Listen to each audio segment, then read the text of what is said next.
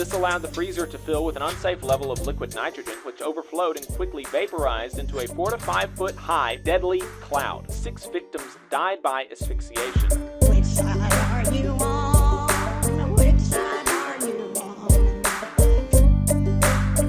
on? Boss Watch is a segment that we do. It's kind of the mirror image of Last Week in Southern Labor, where we talk about what bosses were up to, violating workers' rights, breaking the law, killing people, all that kind of stuff in the South and the colonies. And we had 3 recent stories, 1 update, and then 2 other recent stories. And then next week we are going to I'm going to pre-tape the final episode or the final installment of Boss Watch for this year, and it'll be kind of a year in review. What are some of the lowlights for particularly the state of Alabama? I don't know if we'll include any of the other stories from the South or not, but particularly looking at Alabama because there's plenty there.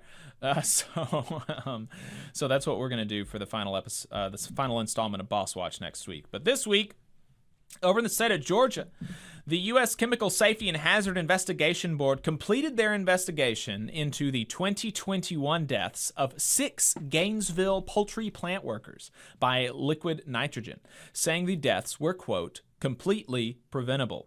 Friend of the show, Luis Feliz Leon, wrote about this when it happened for the American Prospect. We also had him on the show to talk about it. If you Google or you search on YouTube for the Val Labor Report, Luis Leon, Gainesville, you should be able to find it.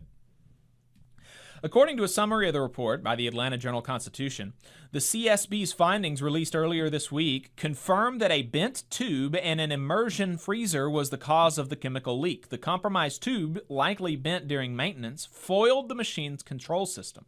This allowed the freezer to fill with an unsafe level of liquid nitrogen, which overflowed and quickly vaporized into a 4 to 5 foot high, deadly cloud. The six victims died by asphyxiation. 3 other employees and a first responder were also seriously injured. The severity of the incident was exacerbated by a Foundation Food Group's inadequate preparedness and safety training, which, according to the CSB, report resulted in at least 14 employees entering the freezer room or the surrounding area to investigate what had happened or attempt to rescue their colleagues. Investigators also cited the company's failure to install air monitoring and alarm devices, which could have warned workers about the dangerous vapor cloud and prevented them from entering the freezer room. The position responsible for safety management, additionally, had been vacant for a year, and the workers had no PPE.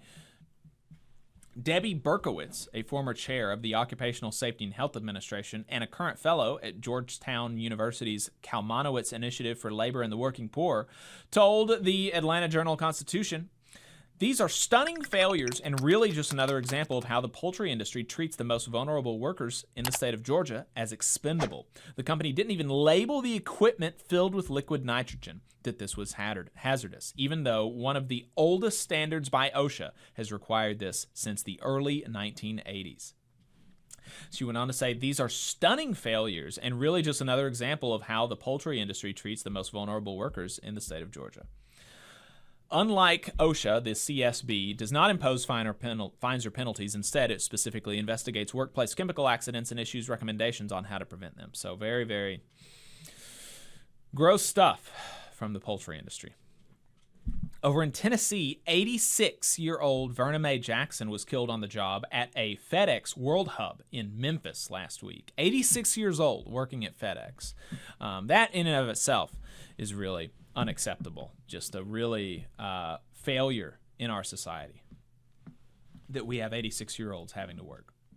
The family's lawyer says that this was a completely preventable death. According to Rosenblum, a driver pulling a load of mail did not honk adequately enough to signal as they were driving off, just as Jackson attempted to grab an envelope that was sticking out of a container. There's technology that would allow the vehicle to make that sound to warn, to alert that the vehicle is about to move before it moves an inch. And we believe if those precautions had been taken, if that equipment had been purchased, or maybe it was there and not maintained appropriately, she wouldn't be dead. Very sad situation. That's how the sister died at 86 years old. Finally, in Texas, a federal investigation into the fatal roof collapse at Friendswood High School in June 2023, in which 4 workers suffered injuries, including one who later died, found 2 Houston area contractors exposed employees to safety hazards by ignoring federal requirements to complete an engineering survey before demolition began. The U.S. Department of Labor's Occupational Safety and Health Administration determined that supervisors of ICI Construction Incorporated and Emmanuel Enterprises LLC failed to complete the survey and allowed demolition to continue even after hazards became apparent to them. In fact, they directed employees to continue to work under the structure that later collapsed on them. Ignoring federal standards and the company's own policies prevented them from identifying a load-bearing wall that was shown on construction drawings, said OSHA Director Mark Briggs in Houston. This willful disregard for worker safety was a tragic mistake that cost a worker his life. OSHA issued citations to ICI Construction, the general contractor, and Emmanuel Enterprises, the project's demolition contractor, for willfully ignoring federal requirements to complete an engineering survey. In addition, the agency cited Emmanuel Enterprises for 3 serious safety violations for its failures to protect workers from silica exposure and use respirators properly.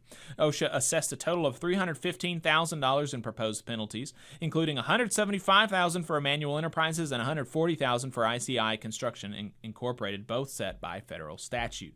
And the companies have 15 business days from receipt of the citations and penalties to comply, request an informal conference with OSHA's area director, or contest the findings before the Independent Occupational Safety and Health Review Commission.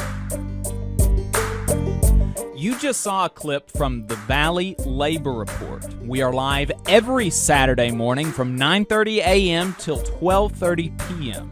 And we pride ourselves on keeping all of our content free to everybody so that we can talk to as many working folks as possible. If you support the work that we're doing, you think that it's important, you think that it's good, then consider making a monthly contribution to the project, and you can do that on our website, tvlr.fm.